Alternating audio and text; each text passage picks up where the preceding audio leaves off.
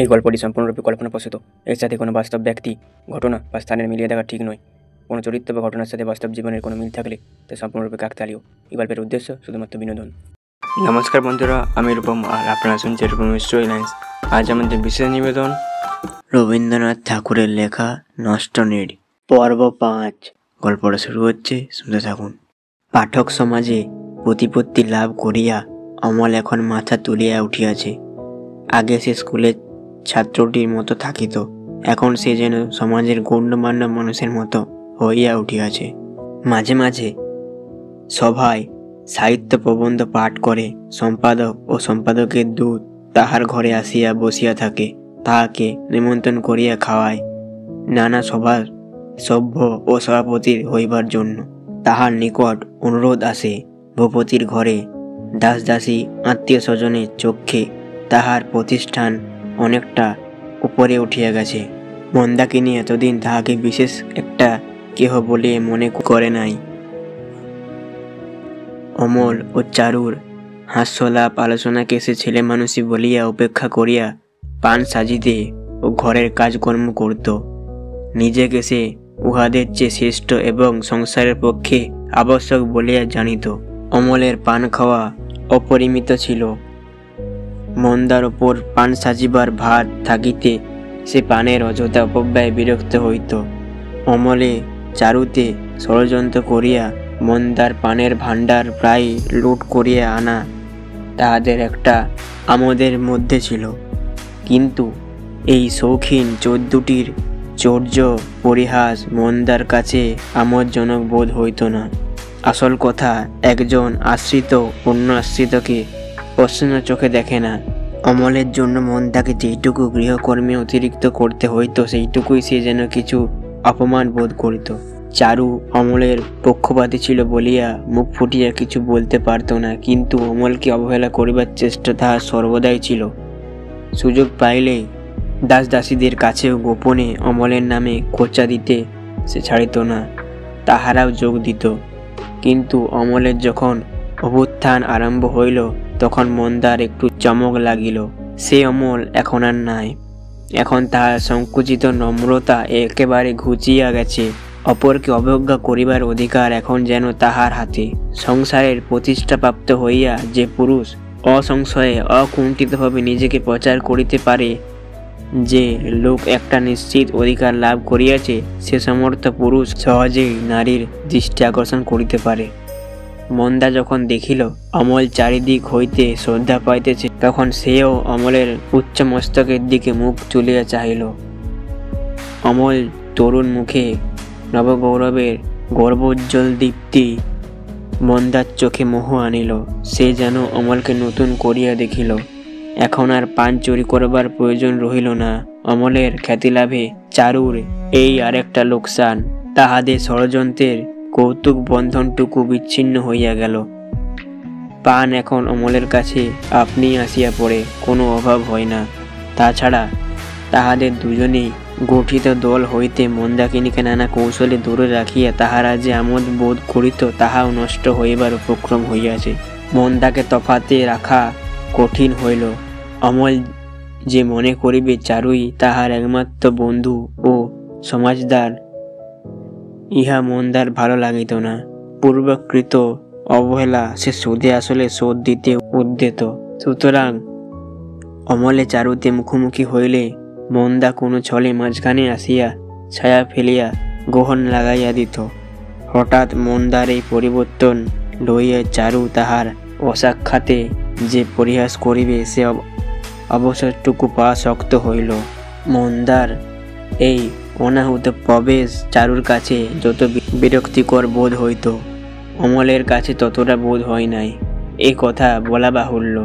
বিমোহ রমণীর মন ক্রমশ তাহার দিকে যে ফিরিতেছে, ইহাতে ভিতরে ভিতরে সে একটা আগ্রহ অনুভব করিতেছিল।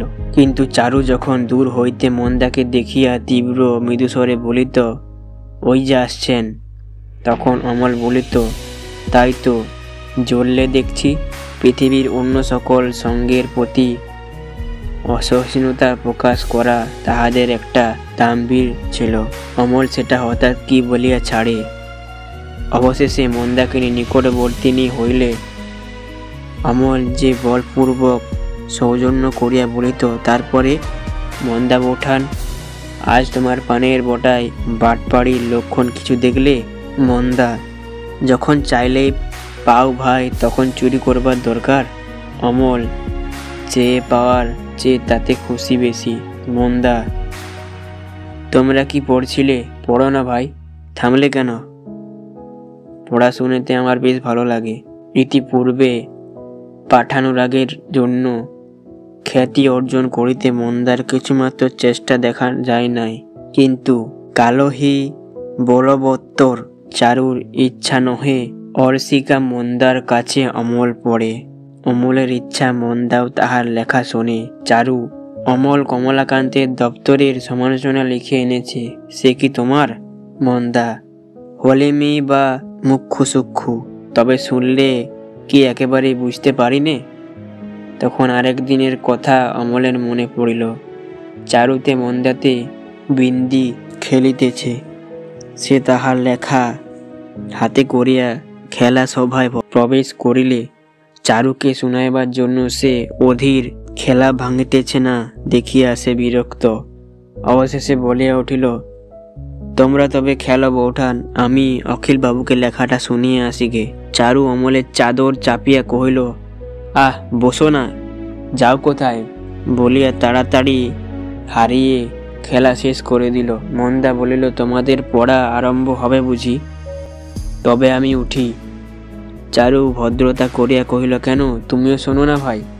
মন্দা, না ভাই, আমি তোমাদের ওসব ছাইপাস কিছুই বুঝিনি, আমার কেবল ঘুম পায়। বলে আসে অকালে খেলা ভঙ্গি উভয়ের প্রতি অত্যন্ত বিরক্ত হইয়া চলিয়া গেল। সে মন্দা আজ কমলাকান্তের সমালোচনা শুনিবার জন্য উৎসুক। অমল কহিল, তা বেশ মন্দা বৌঠান, তুমি শুনিবে, সে তো আমার সৌভাগ্য। বলিয়া পাতা উল্টাইয়া আবার গোড়ায় হইতে পড়িবার উপক্রম করিল। লেখার আরম্ভে সে অনেকটা পরিমাণ রস ছাড়িয়াছিল, সেইটুকু বাদ দিয়া পড়িতে তাহার প্রবৃত্তি হইল না। চারু তাড়াতাড়ি বলিল, ঠাকুরপো, তুমি যে বলেছিলে জাহ্নবী লাইব্রেরি থেকে পুরনো মাসিক পত্র কতকগুলো এনে দেবে। অমল, সে তো আজ নয়। চারু, আজই তো। বেশ, ভুলে গেছো বুঝি? অমল, ভুলব কেন, তুমি যে বলেছিলে। চারু, আচ্ছা বেশ, এনো না, তোমরা পড়ো, আমি যাই, পরশকে লাইব্রেরিতে পাঠিয়ে দিই গে। বলিয়া চারু উঠিয়া পড়িল। অমল বিপদ আশঙ্কা করিল, মন্দা মনে মনে বুঝিল, এবং মুহূর্তের মধ্যেই চারুর প্রতি তাহার মন বিষাক্ত হইয়া উঠিল। চারু চলিয়া গেলে অমল যখন উঠিবে কি ভাবিতে ইতস্তত করেছিল। মন্দা ঈষৎ হাসিয়া কহিল, যাও ভাই, মান ভাঙাও গে। চারু রাগ করেছে, আমাকে লেখা শোনালে মুশকিলে পড়বে। ইহার পরে অমলের পক্ষে ওঠা অত্যন্ত কঠিন। অমল চারুর প্রতি কিছু রুষ্ট হইয়া কহিল, কেন, মুশকিল কিসের? বলিয়া লেখা বিস্তৃত করিয়া পড়িবার উপক্রম করিল। মন্দা দুই হাতে তাহার লেখা আচ্ছাদন করিয়া বলিল, কাজ নেই ভাই, পড়ো না, বলিয়া যেন অশ্রু সংবরণ করিয়া অন্যত্র চলিয়া গেল। বন্ধুরা, গল্প এখানেই শেষ নয়, গল্পের আরো পর্ব আসতে থাকবে, তোমরা শুনতে থাকো। বন্ধুরা, শেষ হলো আজকের গল্প। গল্পটা আপনাদের কেমন লাগলো অবশ্যই কমেন্টে জানাবেন। যদি ভালো লাগে অবশ্যই ভিডিওটা লাইক করবেন, আর আমাদের চ্যানেলে নতুন না থাকলে অবশ্যই চ্যানেলটা সাবস্ক্রাইব করে রাখবেন এরকম আরও নতুন নতুন গল্প শোনার জন্য। আজকের মতো এখানেই রাখছি, পরের দিন দেখা যাচ্ছে একটা ধামাকাদার নতুন গল্পের সাথে। ততক্ষণের জন্য সবাই সুস্থ থাকবেন, ভালো থাকবেন, আর অবশ্যই রূপমের স্টোরি লাইন শুনতে থাকুন। ধন্যবাদ।